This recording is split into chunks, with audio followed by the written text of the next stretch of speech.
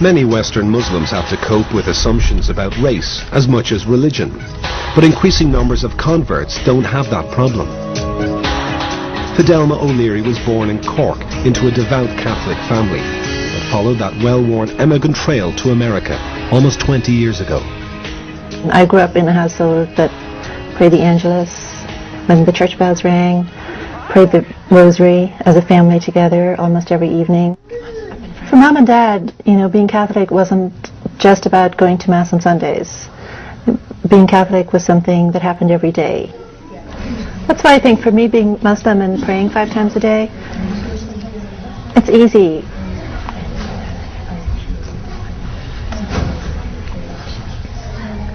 It was a process of becoming disenchanted with the church. I just pulled away from being a traditional Irish Catholic. Today, Fidelma lives in the Texas state capital, Austin, and is professor of biology at St. Edward's University. You find someone poking around inside your nostril, right? They're just worried about you. Okay? A college friend of mine gave me a copy of the Quran. I was pretty darn excited to know that there was actually a religion that was what I believed.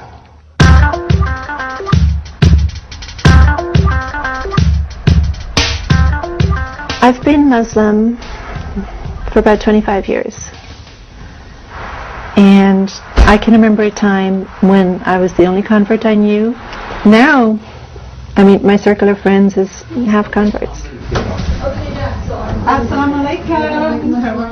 Most Friday mornings, Fidelma hosts a prayer group at her home, and among the faithful are 2 other Irish converts, Eileen and Michelle. Hey, we're 3 lovely lassies from Erin, and I am the best of them all. The world is becoming quite secular, and I think that's okay for a while, but then people look for meaning and they look for significance. Jesus said, "I am indeed a servant of Allah. He has given me revelation and made me a prophet." It's a very simple message. At the end of the day, it's a very simple message. There's God.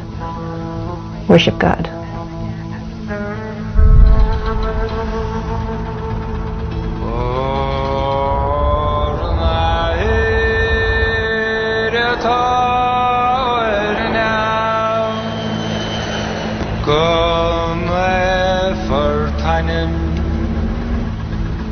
We followed Fidelma and her daughter Sarah back to Cork during the Christmas holidays.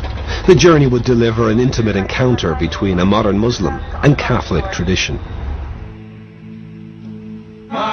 When I first told my family I was Muslim, it was difficult for them to hear. They identified very strongly with being Catholic. It was hard for them, and they knew nothing about Islam. You talk about misrepresentations of Islam now, well, go back to Ireland in the 70s and it was more harshly misrepresented. I don't think you gave me a kiss. Give me a kiss and a hug for your auntie. What's your favorite auntie?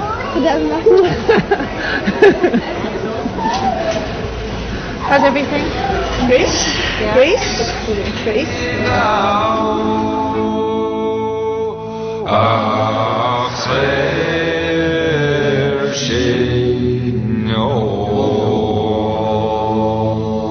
This is the small little part of Cork City that I grew up in as a child. During my childhood, Ireland was completely permeated by things related to the church and Catholicism, and I think, growing up next door to a church seemed completely natural. Even after I became Muslim, I used to come there from time to time with my parents just to, show them that respect, and brought my kids here so they could see it.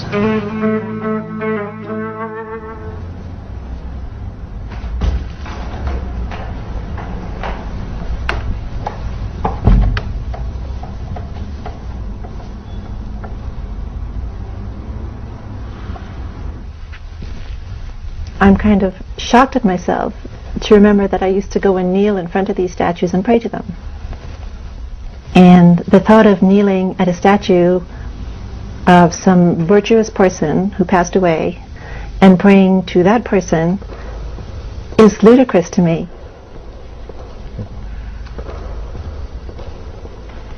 Well, one of the things I loved and still love about Islam is that the relationship with God is direct. It's me and my Creator. And I don't require clergy people. I don't have to go through clergy to have access to God. So I can learn from scholars, but my access to God, my worship is direct. I stand before God and I worship, and I ask for help and I ask for guidance, and it's a very direct connection. And that means an awful lot to me.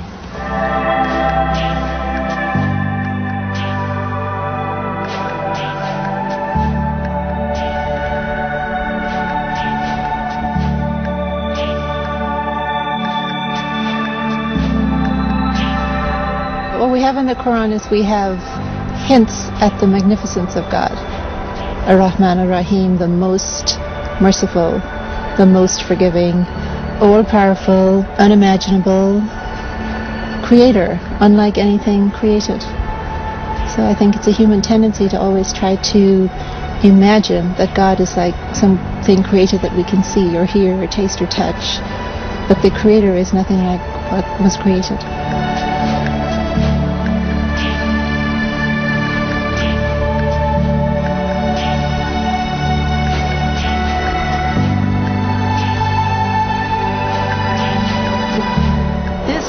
God's creation.